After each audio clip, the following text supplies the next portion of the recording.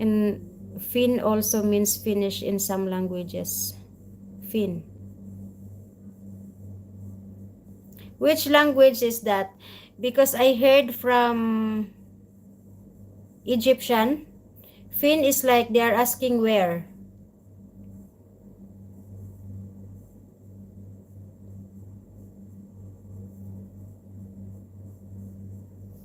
We have those kind of beaches, lol. Never been myself.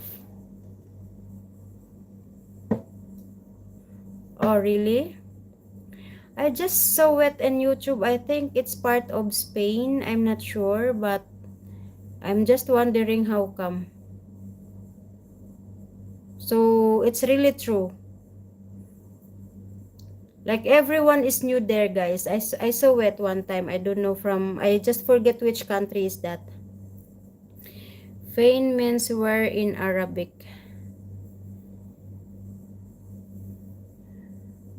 Yeah, it's Fain.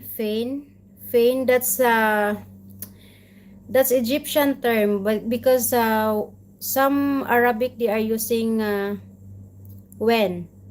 Saudi is using when, right? When. When means where. Abibu Adigon. Abibu Adigon.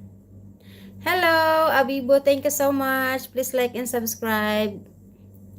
Parmeshwar. Welcome back, Parmeshwar.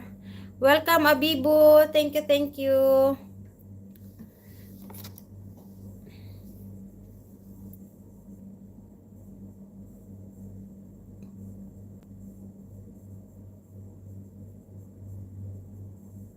Oh, you came from Nigeria. Okay, thank you so much. God bless.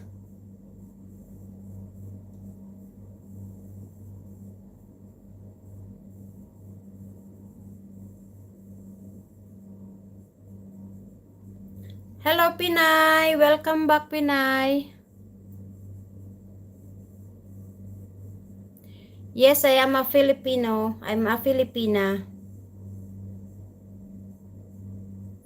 How about you? When and Fain both used in Arab countries. Both are the same. Yes, Joseph, I know.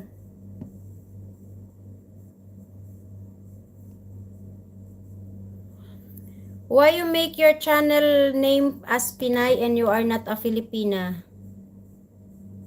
Do you want to be a Filipina or you are half Filipina? Pinay.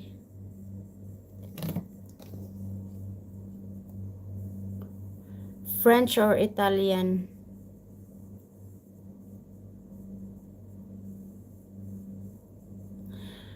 For French language, I can just recognize that that language is French, but I cannot understand and I cannot even speak French also, Jan, by the way. I wish I know. And Brazil, Finnish is Fim. Really? Anyway, it's so nice also, guys, to learn, you know, like different languages. I'm 25%. 25%?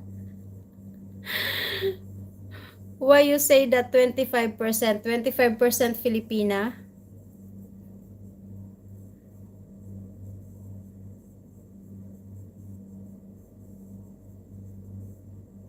From where are you, Pinay? How come 25%? So if you are half American, half Filipino, half like this, or any nationalities, then it should be 50%, not 25%. That is okay. I have enough trouble with English. You have enough trouble with English? How come, John? But that's your local language, right? That's your local language, right? So what language are you speaking? If you are communicating with someone in with your family, what language are you using? My mother is half. Ah, okay, okay, I got it. I got it. Very good explanation. Your mother is half Filipino, that's why you are 25% Filipino.